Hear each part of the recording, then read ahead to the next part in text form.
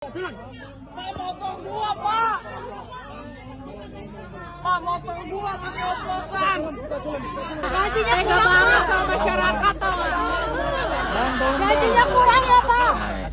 Ngoplos. Pak, tega banget sih, Pak. Kenapa dioplos, Pak? Najis, mobil mewah hidup enak hasil korupsi aja bangga. Udah tua, bukannya nyari pahala malah ngumpulin dosa. Lihat no yang tidur di pinggir jalan, bukannya bersyukur punya gaji gede hidup enak malah korupsi. Lu demen banget gitu jadi manusia jahat tuh, demen banget gitu. Tuh kayak, nah, lu zolim monyet, zolim. Anak buah Lucifer. Jadi Anda, para tersangka, Anda lebih biadab daripada binatang. Dan ingat, anak-anak Anda, keluarga Anda akan menanggung karmanya. Mudah-mudahan nggak ada yang sakit langsung meninggal. Assalamualaikum warahmatullahi wabarakatuh. Kembali lagi di channel Prayoga Muhammad. Ya teman-teman semua, ini gue nemuin video ya, mbak-mbak wartawan nih kayaknya emosi sekali dengan skandal korupsi yang mengoplos Pertamax guys. Sampai-sampai si mbaknya ini nggak tahan lagi itu lah, sampai mengatakan, Pak, kenapa kok dioplos Pak? Apa gajinya kurang Pak? Ngapain sih Pak? Pokoknya emosi banget lah. Kalau bisa ibarat kata itu ngeruk wajahnya, kayaknya udah dikeruk, udah digrauk nih wajahnya nih. Dan kita bisa melihat ya, si koruptor ini cuma menunduk lemah gitu ya. Dan gue juga bisa bayangin gitu, kenapa sih kalau koruptor besar sampai triliunan gitu ya terlihat masih ganteng, seger ya kan, masih ya enak lah, elegan gitu lah ya terlihat, daripada kalau misalnya maling ayam tuh bengep-bengep gitu kan, nggak pakai baju lagi kan, ditaruh di bawah tuh. Kadang-kadang hal seperti ini kok nggak adil banget sih. Tapi bener mbaknya nih memang harus dimarahin, dimaki-maki bila perlu mbak ya, mbak wartawan ya. Bravo pokoknya. Nah teman-teman semua, kita lihat dan juga masih banyak nih netizen juga yang uring-uringan marah banget soal korupsi Pertamina ini. Karena kena langsung ke masyarakat, kerasa banget gitu loh. Oke teman-teman semua, kita saksikan, ini dia videonya.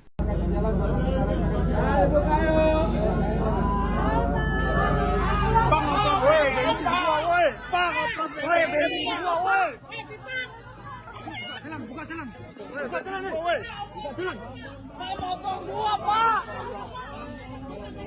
Pak, motor gua pakai oplosan. Pak, motor gua rusak. Bentar guys, ini video yang pertama ya. Pak, motor gua Pak. Pak, motor gua. Ini emosi banget nih abangnya ini ya. Dan kita saksikan yang kedua nih. Tega banget ngoplos. Bang, tolong bang. Kenapa sih, Pak, dioplos? Bang, tolong bang. Gajinya tega banget sama masyarakat, tau gak? Gajinya kurang ya, Pak. Ngoplos. Pak, tega banget sih, Pak. Kenapa dioplos, Pak? Tahu dapat untung berapa, Pak? Uangnya dikemanain, Pak? Pak, duitnya dikemanain, Pak? Pak, kenapa Pak dioplos Pak? Tega banget Pak sama masyarakat. Pak, gajinya kurang ya Pak? Pak, duitnya dikemenain Pak.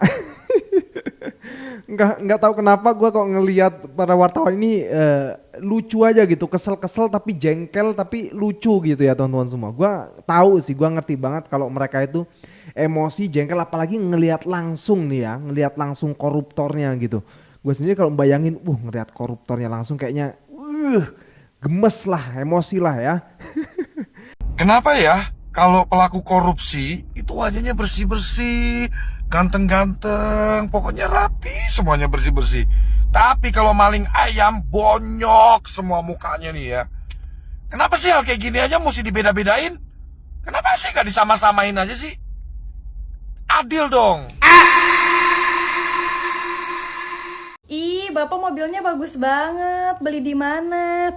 Najis, mobil mewah hidup enak hasil korupsi aja bangga. Udah tua, bukannya nyari pahala malah ngumpulin dosa. Lihat no yang tidur di pinggir jalan, bukannya bersyukur punya gaji gede hidup enak malah korupsi. Mikir dong, lu yang hidup enak yang dirugiinnya banyak nih. Mana mukanya? Pertamax adalah pertalite yang nggak ngantri ya, setan. Kenapa sih lu pada lu demen banget gitu jadi manusia jahat tuh, demen banget gitu. Gue bingung gitu, gue nggak bisa ngebayangin nanti mereka di akhirat gimana nih. Gue tuh kayak, nah, lu zolim monyet, zolim. Kita berita nih ya, headline-nya kayak negara rugi sekian triliun, kayak kita nggak penting menurut lo gitu, kita juga rugi anjing. Kagak pernah kayaknya gue ngeliat kasus-kasus korupsi gitu ya, terus kayak masyarakat dirugikan. Ih kagak pernah. Ih Allahu Akbar. Gue rasa mah kalau misalkan ada kasus begitu terus bilang kayak masyarakat dirugikan, idi hujan ngeledek 7 hari 7 malam. Lo pada udah lihat kan muka-muka tersangkanya? Ih bener-bener ya. Ih, anak buah Lucifer. Udah rame, udah dar-der-dor segala macam ya. Tau-tau ada berita begini nih. Buru-buru ikan lele, gancu, asu lele. Bingung kan lu mau percaya sama siapa lu? Lebih percaya gue bisa nembus Mekah, iya kan? Gila, gue kata mau udah gila. Kita mau dikibulin mulu. Jangan main-main sama masyarakat Indonesia ya. Tadi aja gue ngisi bensin ke Shell itu ngantri naudzubillah. Biasanya cuma saat udah. Berita begini nih, ya udah ntar berbulan-bulan. Tahu-tahu cuma vonis 5 tahun penjara. Ini berak sekebon.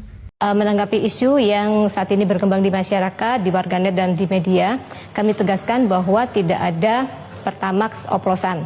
Jadi Pertamax yang kami salurkan di SPB ini sudah kami pastikan sesuai dengan spesifikasi yang ditentukan oleh Dirjen Migas. Dan tentunya di terminal BBM semua produk yang masuk ini adalah produk jadi sesuai dengan role masing-masing.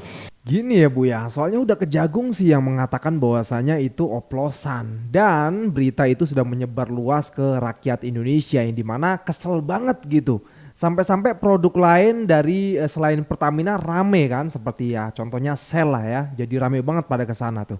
Ini gimana nih? Terus ada lagi nih viral nih berita soal katanya nanti Pertamina akan kasih gratis Pertamax, gratis tis nih ya, tapi tanggal 29 sama tanggal 30 Februari.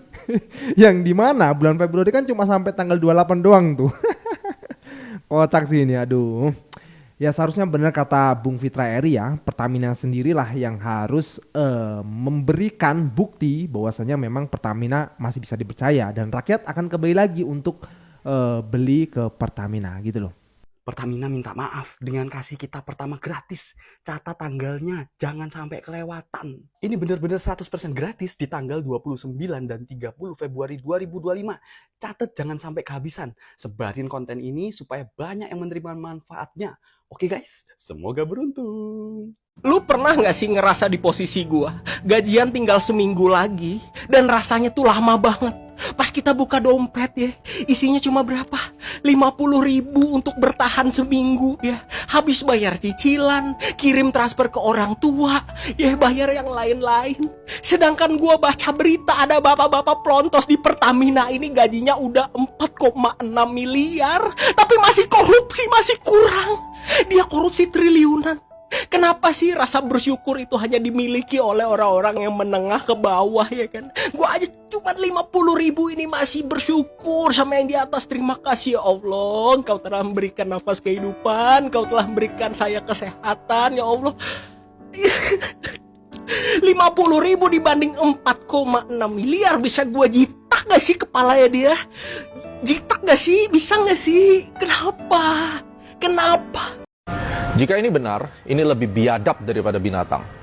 Pada saat Pertamina membeli RON 90, lalu diklaim ke negara bahwa mereka membeli dengan RON 92. Ini korupsi tingkat pertama yang merugikan negara. Ini masyarakat belum dirugikan secara langsung ini, yang nomor satu.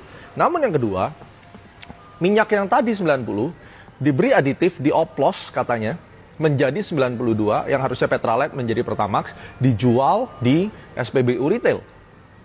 Ini secara langsung menyakiti perasaan masyarakat dan merugikan masyarakat secara langsung. Why? Satu, ketika masyarakat lagi susah disuruh membeli BBM non-subsidi. Ketika mereka sudah sepakat, walaupun sebagian tidak ikhlas, mereka beli BBM non-subsidi, ternyata yang dibeli sama mereka Pertamax itu adalah oplosan. Ini bajingan, ini benar-benar biadab. Yang kedua, mobil-mobil yang mereka harus isi dengan Pertamax terpaksa mengalami kerusakan bagi sebagian mobil karena mendapatkan RON yang lebih rendah. Maka biaya kerusakan ini juga harus ditanggung oleh masyarakat. Yang pertama, masyarakat sudah beli lebih mahal untuk barang sampah. Yang kedua, mobilnya rusak juga tidak ditanggung oleh pemerintah.